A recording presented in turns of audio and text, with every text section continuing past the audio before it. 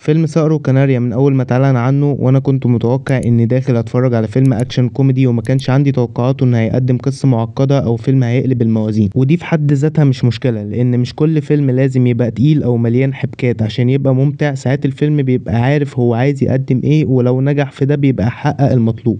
وبعد ما خلصت الفيلم اقدر اقول ان من النوع ده فعلا فيلم هدفه الاول الترفيه، وفي حاجات عملها بشكل كويس جدا وفي حاجات تانية كنت اتمنى تبقى احسن.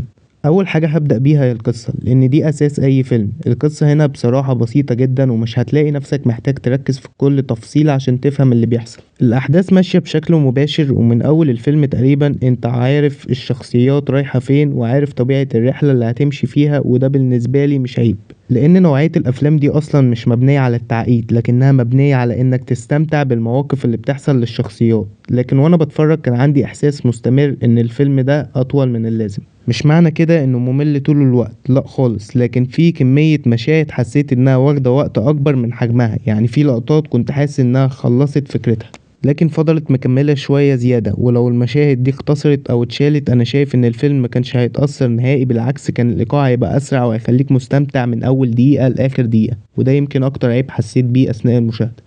لكن في المقابل كل ما كنت بحس ان الاحداث هديت شوية كانت الكوميديا تدخل في الوقت المناسب وترجع الحماس للفيلم من جديد، ودي بصراحة اكبر نقطة قوة في الفيلم كله. الكوميديا هنا معمولة بشكل لطيف جدا، والافيهات طالعة بشكل طبيعي، ومفيش احساس انها معمولة بالعافية او ان الممثلين بيحاولوا يضحكوك غصب.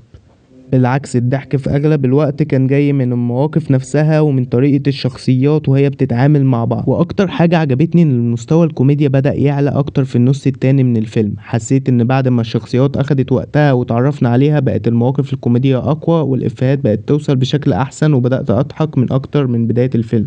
وده خلاني رغم ملاحظاتي على الايقاع كنت مستمتع وانا بتفرج. نيجي بقى للابطال. بصراحة الكيمياء اللي بين محمد امام وشيكو كانت من اهم اسباب نجاح الفيلم بالنسبة لي. الثنائي ده واضح انه مرتاح جدا مع بعض قدام الكاميرا، وكل واحد سايب مساحة للتاني، وده خلى الحوار بينهم والمواقف اللي بيجمعهم طالعة بشكل تلقائي جدا. محمد امام قدم الشخصية اللي احنا متعودين نشوفها بيقدمها، شخصية خفيفة عندها حضور وبتعرف توازن بين الاكشن والكوميدي، وانا شايف انه كان كويس جدا في الفيلم.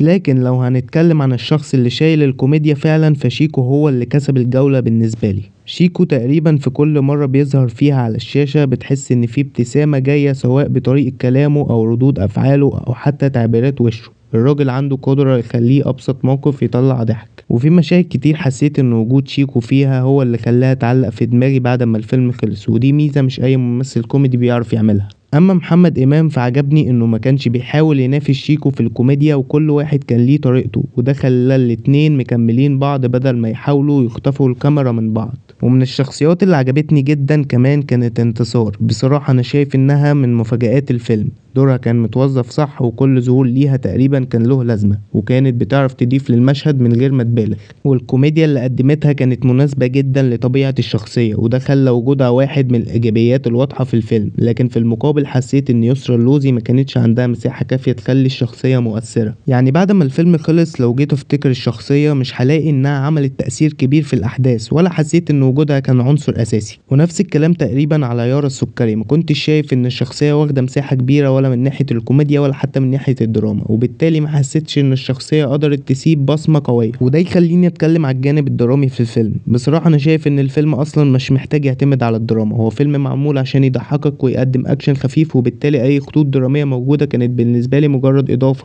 لكنها مش هي اللي شايلة الفيلم. عشان كده حتى لو الدراما مكانتش قوية ده ما أثرش عليا بشكل كبير، لأن أساس الفيلم بالنسبة لي كانت في حتة تانية خالص. أما ضيوف الشرف فكنت مستني منهم أكتر شوية، في ظهور أو اتنين كانوا لطاف وضحكوني، لكن بعد كده حسيت إن وجودهم مش هيغير حاجة كبيرة في القصة، وممكن الفيلم يكمل من غيرهم عادي. وده خلاني أحس إنهم اتجابوا كنوع من المفاجأة للجمهور أكتر من إنهم شخصيات مؤثرة في الأحداث. ولو هنروح بقى للجزء الأكشن فأنا شايف إن الفيلم قدم أكشن كويس، لكن في نفس الوقت مفيش حاجة خلتني اطلع من السينما وانا بقول المشهد ده هفضل فاكره.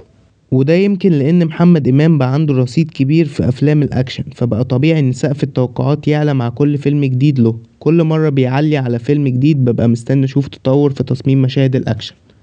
او فكرة جديدة او مطاردة مختلفة او حتى مشهد بيتنفذ بطريقة تخليك تقول ان في مجهود كبير اتعمل. لكن في صقر وكناري حسيت ان الاكشن كان ماشي على المنطقة الامنة، يعني هو حلو ومتنفذ بشكل محترم وفيه اشتباكات ومطاردات ولقطات هتعجب ناس كتير، لكن في نفس الوقت مفيش عنصر المفاجأة، مفيش المشهد اللي يسيب علامة معاك بعد ما الفيلم يخلص. وده مش معناه ان الاكشن وحش، بالعكس انا استمتعت باكتر من مشهد، خصوصا لما الاكشن كان داخل وسط المواقف الكوميدية، لان الدمج ما بين الاتنين كان شغال بشكل كويس جدا. في لقطات كان بتبدأ اكشن وفجأة تتحول لموقف يضحك، ودي من الحاجات اللي عجبتني في الفيلم، لان النوع ده من الافلام محتاج يعرف يوازن ما بين الضحك والاثارة، وانا شايف ان الفيلم نجح في النقطة دي. لكن لو بنتكلم عن الأكشن لوحده فكنت أتمنى أشوف جرأة أكتر أو أفكار جديدة، لأن الإمكانيات كانت موجودة لكن التنفيذ فضل في الحدود التقليدية. نيجي بقى للإخراج، بصراحة الإخراج بشكل عام كان كويس، المخرج عرف يخلي الفيلم محافظ على روحه من أول دقيقة لآخر دقيقة، وعرف يظبط إيقاع الكوميديا، والمشاهد الكوميدية كانت طالعة في توقيتها الصح، ومفيش إحساس إن الفيلم تايه أو مش عارف هو رايح فين. لكن عندي ملاحظة واحدة وهي أكبر ملاحظة عندي في الفيلم كله، وهي استخدام CGI باستخدام الذكاء الاصطناعي. أنا من وقت ما شفت الإعلان لفت نظري إن في كام لقطة بالمؤثرات البصرية شكلها مش أحسن حاجة، وكنت فاكر إنها يمكن طالعة بالشكل ده بسبب الإعلان أو النسخة اللي اتعرضت، ودي تقريبا اكتر نقطة ضايقتني في الفيلم من ناحية التقنية، بس هي مشاهد بسيطة وصغيرة جدا مش هتأثر على مشاهدتك في الفيلم. لكن بعيدا عن كده الإخراج بشكل عام كان كويس، وحسيت إن المخرج فاهم طبيعة الفيلم ومركز إنه يقدم تجربة خفيفة ومسلية. أما بالنسبة للتصوير ففي لقطات شكلها كان حلو خصوصا في مشاهد الأكشن، لكن برضو مفيش لقطة معينة حسيتها مبهرة بصريا أو مختلفة عن المعتاد.